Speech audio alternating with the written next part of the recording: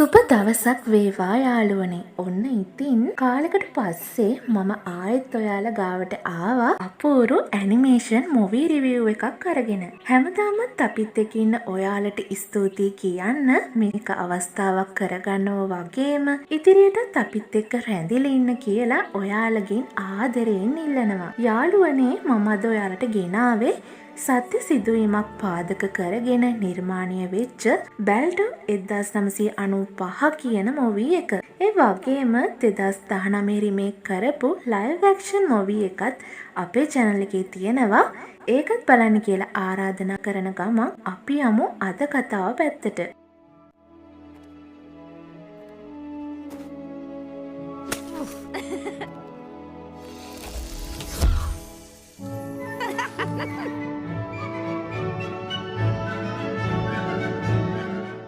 මේක සිද්ධ වෙන්නේ 1925 වර්ෂයේ ඇලස්කාවේ තියෙන නෝම් කියන ගම්මානයේ. කතාව ආරම්භයේදී අපට පෙන්වනවා ශීත ඍතුවේ ආරම්භයත් එක්ක හිමයානා පැදීමේ තරඟයක් පවත්වනවා. මේකේ විශේෂත්වය තමයි යාළුවනේ මේ යාන ඇදගෙන යන්නේ සුනකයන් වීම. පැතිර යන සීතලටත් වඩා තරඟය උණුසුම්. මොකද හැම පාරම වගේ මේ පාරත් ආඩම්බරකාර නපුරු ස්ටීල් දිනුම එයාගේ පැත්තට හරවගෙන වගේ. දිනුමට වඩා එයාට ඕන රෝසි කියන මේ පුංචි ගෑනු ළමයාගේ සුරතලා ජෙනාගේ හිත ගන්න. ජෙනා නම් මෙයාට පොඩ්ඩක්වත් කැමති නැහැ. එයා තරඟ පිටියට ඇවිත් හිටියට හොයන්නේ වෙන කෙනෙක් වගේ. අපි යමු ඒ කවුද කියලා බලන්න. හාම්පුතාලා තමන්ගේ හිමයානේ දිනවන්න උත්සාහ කරද්දී අනෙක් පැත්තෙන් පෙන්වනවා බැල්ටෝ එයාගේ හොඳම යාළුවා මොරිස් අංකල් එක්ක තරඟයේ පැත්තට යනවා. යාළුවනේ බැල්ටෝ ගොඩක් දුකින් ඉන්නවා වගේ පේන්නේ. මොකද එයා කොච්චර ආස වුණත් එයාට හිමයානා පැදීමේ තරඟයට සහභාගී වෙන්න බෑ. ගමේ මිනිස්සු එයාට කැමති නැහැ. මොකද බැල්ටෝ කියන්නේ වෘකයෝ සහ බල්ලන්ගේ දෙමුහුණු වෙච්ච සත්වෙක් නිසා. ජෙනා සහ මොරිස් මාමා ඇරෙන්න එයාට නෝම් වල නම් කිසිම යාළුවෙක් හිටියේ නැහැ. මේ වෙලාවේ හැම පාරම වගේ ස්ටීල් තරඟයෙන් දිනලා. එයාට වශී වෙලා ඉන්න ගෑනු ළමයි ටිකත් මග හැරලා ස්ටීල් යන්නේ ජෙනාගේ පැත්තට වගේ. මෙතනදී ජෙනාගේ අවධානය තියෙන්නේ බැල්ටෝ ගාව නිසා ඒසියාකාර ස්ටීල් එයාගේ කණ්ඩායම එක්ක එකතු වෙලා බැල්ටෝට කරදර කරන්න එයා වෘකෙක් වගේ කියලා විහිළු කරන්නත් පටන් ගන්නවා. බැල්ටෝට ස්ටීල් එක ලොකු තරහක් ආවත් මොරිස් අංකල් නිසා එයා ඒක ඉවසනවා. වගේම එතනින් ඉවත් වෙලා යනවා. හිම වැටිච්ච ගුරු පාර දිගේ එයාලා මේ යන්නේ අබලන් වෙච්ච නැවක තියෙන එයාලගේ වාසස්ථානය වෙත. යන අතරතුරේදී මොරිස් අංකල් දකිනවා එයාගේ රංචුව අහසේ පියාසර කරන විදිය. ඒත් ඉතින් මොරිස්ට යන්න හිතක් නැහැ. මොකද මොරිස් පොරොන්දු වුණා බැල්ටෝ එයා Taman කවුද කියලා තේරුම් ගන්නකම් එයා එක්ක ඉන්නවා කියලා. ඉතින් කොහොම හරි වෙච්ච දේවල් නිසා දුකින් ඉන්න බැල්ටෝව සතුටු කරන්න මොරිස් කොච්චර උත්සාහ කළත් වැඩක් උනේ නැහැ. මේ වෙලාවේ තමයි මොරිස් මාමට ආදරය කරන මක්ලක් කියන හිමවලස් පැටව් දෙන්න එයාලා ඉන්න නැවට එන්නේ. එයාලා ටිකක් දඟකාරයි වගේ. ඒ කරදරෙන් බේරෙන්න මොරිස් එහා මෙහා දුවන අතරේ පීනන්න බැරි මක්ලක් දෙන්න වතුර වලකට වැටිලා. පස්සේ තමයි දෙන්න දන්නේ මේක ජඹුර නෑ කියලා. මේ දෙන්නත් හරියට පීචස්ගේ මෝඩ මාමල දෙන්න වගේ. හරිම මෝඩයි. ඉතින් මක්ලක් දෙන්න නිසා පොඩ්ඩක් හරි සතුටු වෙච්ච බැල්ටෝ ජෙනා එක්කත් හරියට කතා කරන්න බැරි වුණ නිසා එයාව හම්බ වෙන්න යන්න තීරණය කරනවා. මේ වෙලාවේ නෝම් වල රෝහල පොඩි ළමයින්ගෙන් පිරිලි ඉතිරිලා තිබුණේ. රෝසිත් ඇතුලේ ඉන්න නිසා ජෙනායාව හම්බ වෙන්න ගියත් රෝසිගේ තාත්තා ඉක්මනටම රෝසිව ඇතුළට ගෙනියනවා. දෙන්න කවදාවත් ඈත්ුනේ නැති නිසා ජෙනාට මේක හිතා ගන්න බෑ. මේ වෙලේ බැල්ටෝ ජෙනා ගාවට ඇවිල්ලා එයාගේ දුකින් පිරුණු මුහුණ දැකලා වගේම රෝසිගේ තත්ත්වෙත් දැකලා දුක හිතුන නිසා වැඩිහිටියෝ කතා වෙන දේවල් අහන්න රහස් පාරකින් ජෙනාව රෝහලේ පහලින් නැති කුටියකට එක්ක යනවා. ජෙනා දන්නේ නැති වුණාට මෙතනට සුනකයන් නිතර යන තැනක් වගේ. මේ වෙලාවේ ජෙනාව සතුටු කරන්න හිතපු බැල්ටෝ වීදුරු බෝතල් වලට වැටුණු එළියෙන් අපූරු ආලෝක ධාරාවක් ඇයට පෙන්වනවා. ඔන්න ඔය වෙලාවේ තමයි එයාලට ඇහෙන්නේ වෛද්‍යවරයා කියන දේවල්. පේන විදියට රෝසිට වගේම ගමේ හැම ළමයෙක්ටම වගේ මේ වෙනකොට ගලපටලේ රෝගය පෝ වෙලා තියෙනවා. ප්‍රතිවිෂත් අවශ්‍ය ප්‍රමාණයට නැති නිසා දරුවන්ට බෙහෙත් කරන්න පිටියකුත් නැති බවයි ඩොක්ටර් කියන්නේ. ඉතින් මේක අහලා දුක් වෙච්ච ජෙනා අඬමින් එතනින් යන්න යනවා. ඉතින් මේ වෙච්ච දෙයට බැල්ටෝටත් ගොඩක් දුකයි. ගලපටලේ නිසා ක්වොරන්ටයින් සමයකට ගම්මැසියන් ලෑස්ති වෙනවා වගේම ප්‍රතිවිෂ ගෙන්න ගන්න නගරයේ ආණ්ඩුකාරවරයාගේ කාර්යාලය වෙත ඉක්මනින් ලිපියක් යවන්නත් ඔවුන් කටයුතු කරනවා. හැබැයි පිටත පවතින හිමකුණාටු තත්ත්ව නිසා ගුවනින්වත් නැව් මාර්ගයෙන්වත් බෙහෙත් එවන්න බැරි බවයි ආණ්ඩුකාරවරය කියන්නේ. පසු ඔවුන් සියලු දෙනා එකතු වෙලා තීරණය කරනවා දුම්රිය මාර්ගයෙන් නෙනානා නගරය වෙත ප්‍රතිවිෂ රැගෙන එන්න. එතන ඉඳලා දුම්රිය මාර්ගයක් නැති නිසා ශක්තිමත් සොනකයන් සහිත හිමයාන මාර්ගයෙන් ඒවා නෝම් වෙත රැගෙන එන්නයි ඔවුන් කල්පනා කරන්නේ. ඉතින් මේ වැඩේ පහු නොකරම පසුදින උදෑසනම ශක්තිමත් බල්ලන් තෝරා ගැනීමේ තරගයක් පවත්වන්න නෝම් බැසියන් කටයුතු කරනවා. දැනටමත් චැම්පියන් වන නිසා ස්ටීල් මේකට තරඟ කරන්නේ නැහැ. මේ වෙලාවේ බැල්ටෝටත් අවශ්‍ය වනවා තරඟයට ඉදිරිපත් වෙන්න. ස්ටීල් නපුරු නිසා මොරිස් අංකල් මේ දෙයට අකමැති වුණත් බැල්ටෝ පැහැදිලි කරන්නේ ස්ටීල්ට ප්‍රතිවිෂ ගේන එක කළ නොහැකි බව. මොකද ඔහු පණ්ඩිත හිතුවක්කාර කෙනෙක් වෙන නිසා ඒවට අනතුරක් වෙන්න ඉඩ තියෙනවා කියලා. කොහොම හරි තරඟය ආරම්භ වෙන්න ඔන්න මෙන්න තියෙද්දි බැල්ටෝ සුනකයන් අතරට යනවා. මේක දැක්ක ජෙනාට හරිම සතුටුයි. ඒ වගේම ජෙනා බැල්ටෝට කැමති කියන කාරණෙත් මේ වෙද්දී හැම සුනකයෙක්ටම ආරංචි වෙලයි තියෙන්නේ. කොහොම හරි තරඟය ආරම්භ වුණා. සුනකයන්ගෙන් නොයෙක් බාධක ආවත් බැල්ටෝ ඒවට සැලෙන බවක් නම් පේන්නේ නැහැ. මොරිස් මාමා බැල්ටෝ මේ තරඟයට යනවට අකමැති වුණාද කියලාවත් මතක නැහැ. ඒ තරමට තරඟය රස විඳිනවා. කරට කර තරඟයකට පසු අවසානයේදී ජයග්‍රාහකයා බවට පත් උනේ බැල්ටෝ. සමහර විට බැල්ටෝ ගැන අලුත් බලාපොරොත්තුවක් තියාගෙනද කොහෙද මිනිසුන් පවා ඔල්වරසන් දුන්නත් ස්ටීල් නම් මෙයා කණ්ඩායමට එනවට පොඩ්ඩක්වත් කැමති වෙන්නේ නැහැ. අලුත් ජයග්‍රාහකයා පිළිගන්න තරඟ සංවිධායකයා පැමිණි මොහොතේ අවස්ථාවෙන් ප්‍රයෝජනයගත් ස්ටීල් බැල්ටෝගේ කකුල පාගනවා. ඉතින් ඒකෙන් රිදුන නිසා බැල්ටෝ කෝපයට පත් වුණාම සංවිධායකයා හිතන්නේ බැල්ටෝ එයාගේ අත සපා ගන්න පැන්න කියලා. පුර්කෙක් ගැන මීට වඩා විශ්වාසයක් තියාගන්න බෑ කියමින් ස්ටීල්වත් අරගෙන ඔවුන් එතනින් පිට වෙලා යනවා. ජෙනා යාට කතා කළත් වෙච්ච සිද්ධිය නිසා තමන් ජෙනාටත් පහර දෙන්න ඉඩ තියෙනවා කියමින් බැල්ටෝ එතනින් යන්න යනවා. එදින රාත්‍රියේ ගමනට අන දෙන්නා සමග සුනක කණ්ඩායම සූදානම් වූ අතර සියලු දෙනාගේ බලාපොරොත්තුව සහ ආශිර්වාදය මැද කණ්ඩායම ගමන ආරම්භ කරනවා. ඔවුන් නෝම්වල ඉඳලා විශාල දුරක් ගෙවාගෙන නෙනානා නගරයට ගියා කියමුකෝ. පරිස්සමින් බෙහෙත් ටික බා ගත්තත් නැවතෙන ගමන නම් ඔවුන්ට ලේසි වුණේ නැහැ. අධික හිම පතනය නිසා අඩිපාරවල් මැකිලා තිබුණු අතර ඔවුන්ට ඉදිරියට යන මාර්ගය හොයාගන්න බැරි වෙනවා. ඒ අතරේ කණ්ඩායමේ කිසිම කෙනෙක්ට අහුම්කම් නොදෙන ස්ටීල් එයාට ඕන දිශාවන්ට ගිහින් කණ්ඩායමත් අතරමං කරගෙන දෙවනි නැවතුමෙන් පණිවිඩයක් ආවේ නැති නිසා ගමේ අය දැනගන්නවා ස්ටීල් ඇතුළු පිරිස අඩිපාරෙන් පිට ගිහිල්ලා කියලා. සුනක රැලත් Tamanගේ හාම් පුතාල වෙනුවෙන් දුක් වෙන අතරේ රාත්‍රියේ පාරේ ඇවිදිමින් ඉන්න බැල්ටෝ දකිනවා රෝසි ඇතුළු ළමයි රෝගයෙන් පීඩා විඳිනවා වගේම වෙනද පුංචි ළමයි වෙනුවෙන් ලීසෙල්ලම් බඩු හදන වඩු මඩුවේ දැන් හදන්නේ මොනවද කියලා දැකලා යම් තීරණයකට එනවා.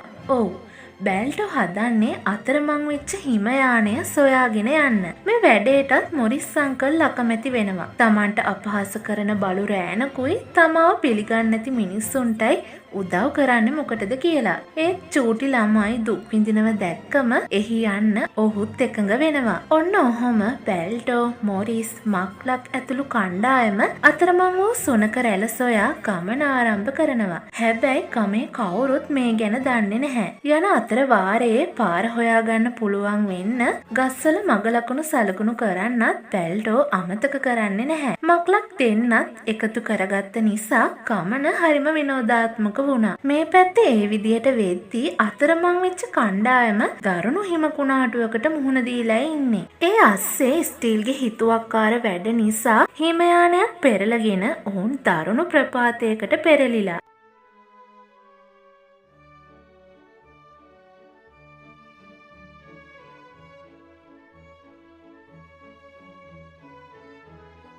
මේ අතර වාරයේ නෝම්වල ඉන්න ජෙනාත් බෙල්ටෝ ගමේ කිසිම තැනක පේන්න නැති නිසා ඔහුගේ ඉවපාරේ යන්න තීරණය කරනවා.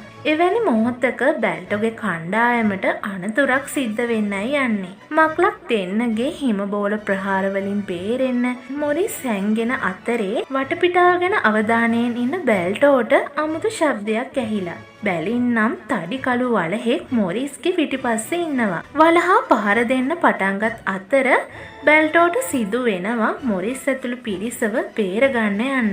වලහා එක්ක සටන් කරන එක ලෙහෙසි වුණේ නෑ. වලහා තවත් දරුණු අතර බෙල්ටව අයිස් වලට තද කර පහර දෙන්න හදද්දීම කොහෙදෝ ඉඳලා එතනට ආපු ජෙනා වලහාව අඩපණ කරන්න උත්සාහ කළා.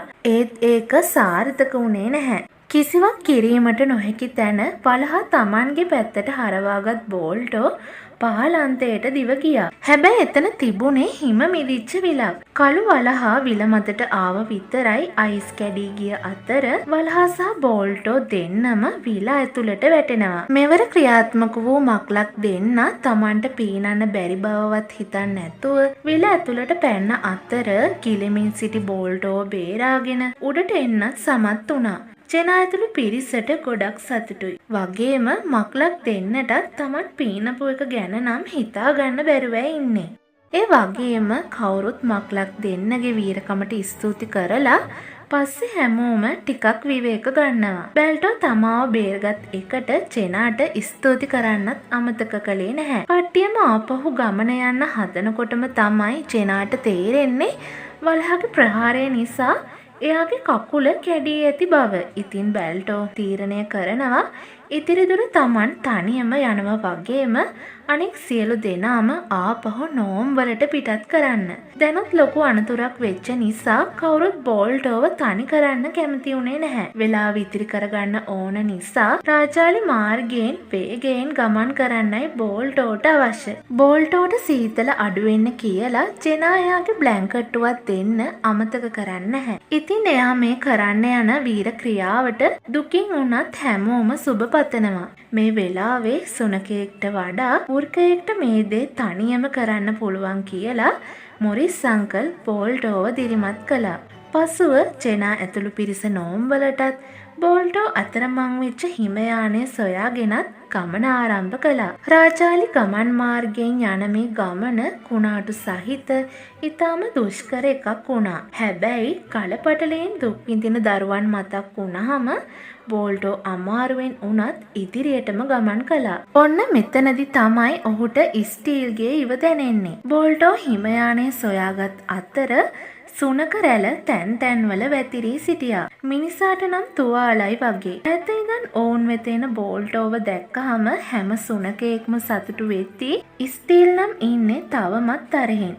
තමන් ගස්වල ලකුණු කළ සටහන් මාර්ගයෙන් ගමට යා හැකි බව බෝල්ටෝ පැවසුවත් එතනට තරහින් කඩාපැන්න ස්ටීල් කියන්නේ තමා රැළේ නායකයා නිසා ඉතිරි වැඩේ තමන්ම සම්පූර්ණ කළ යුතු බව. වාද කර කර ඉන්න වෙලාවක් නැහැ. ළමයින්ගේ ලෙඩේ වැඩි වෙන බව කීවත් ස්ටීල් බෝල්ටෝට බෙහෙත් පෙට්ටිය අසලටවත් යන්න නම් ඉඩ දුන්නේ නැහැ.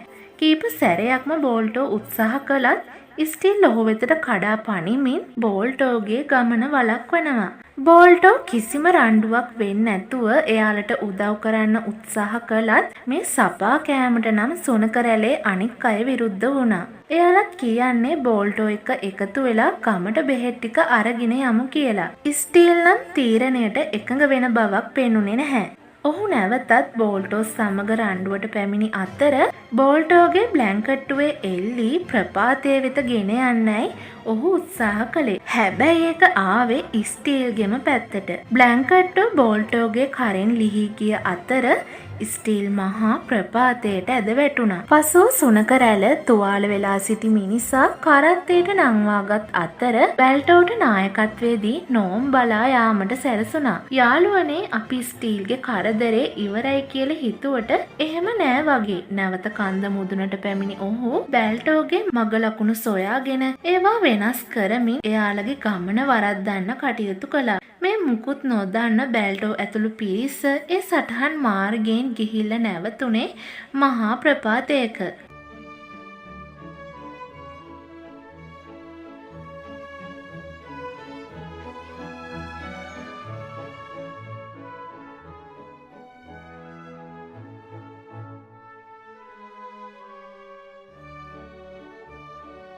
සුනකරැළ පෙරලී ගිය අතර බෙහෙත් පෙට්ටියත් පාලටම පෙරලී යනවා.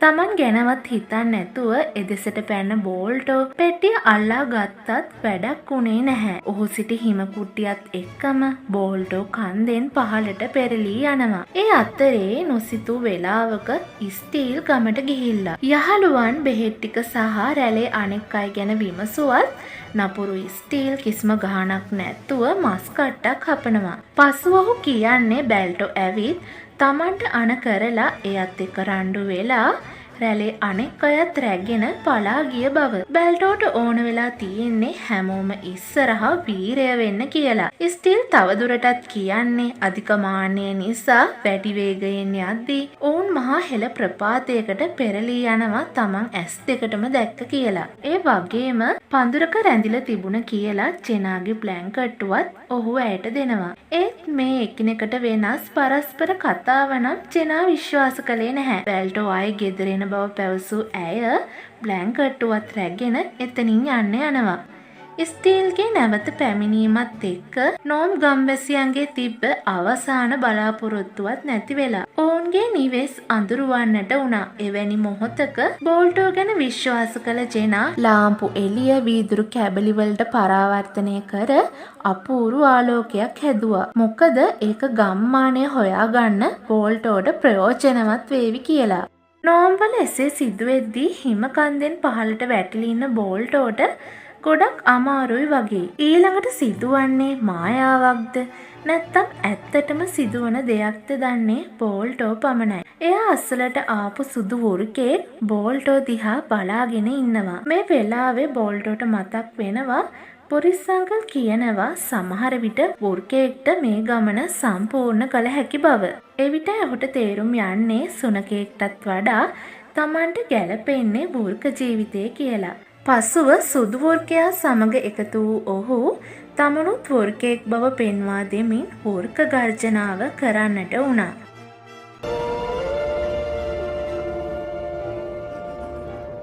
මේ වෙලාවේ කන්ද මුදුනේ සීතලේ ගැහමින් ඉන්න සුනක රැළට මේ හඬ ඇහුනම ඔවුන් හිතන්නේ වෘක රැළක් අත ළඟම ඇති බව. හැබැයි පහළ බලනකොට බෙහෙත් පෙට්ටියත් ඇදගෙන බෝල්ටෝ කඳු මුදුනට එනව දකිද්දි එයාලටත් හරිම සතුටුයි. සියලුම දෙනා ඔහුව දිරිමත් කරද්දී බෝල්ටෝ බෙහෙත් පෙට්ටිය ඇදගෙන කඳු මුදුනට ආවා. හැමෝම ඔහුට සුබ පැතූ අතර නැවතෙක් වූ ඔවුන් ගමන ආරම්භ කරනවා. මෙවර වා තලයට ඉව කිරීම නිසා බෝල්ටෝට ලේසියෙන් පාර සොයා ගන්නට හැකි වුණා. නෝම් වලට යනකම් ඔවුන්ට බාධක වලින් නම් අඩුවක් නෑ වගේ. ඒ අස්සේ අධික සීතල නිසා සුනකයෙක්ට කිවිසුමක් යද්දී හිම කන්ද කම්පණය වෙලා කඩා වැටෙන්නට වුණා.